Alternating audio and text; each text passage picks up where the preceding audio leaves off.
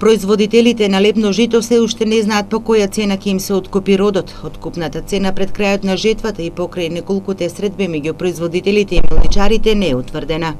Последниот предлог е да цената на пшеницата биде 12 денари. Тоа го прифатија сите, скоро сите земјоделци, производители. Меѓутоа млинарите ништо не се изјаснија. Пшеницата е стратешки производ, но со години наназад површините и производството се намалуваат. Во 2005 година имало 108.000 хектари со пченица, а сега се намалени на околу 73.000 хектари. Ние од 130.000 хектари под ова култура дојдовме ланската година сигурно се околу 70. Меѓутоа, тие се само проценки. Најмногу колку семе со пченица може да каже агенцијата платежна.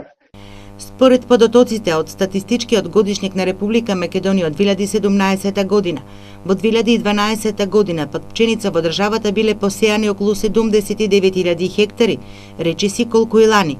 Најмалку лебно жито во последниве 5 години е посејано во 2015 година со 73.975 хектари и производство од околу 200.000 тони. Рекордна пород во овој период била ланската година со 306.000 тони.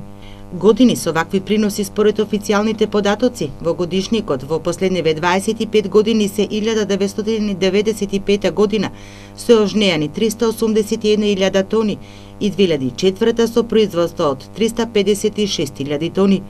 Според податоците на Министерството за земјоделство, со пченица засејани се 76.400 хектари, според анализите 6.000 помалку, од кои се очекува производство од 170.000 до 190.000 тони.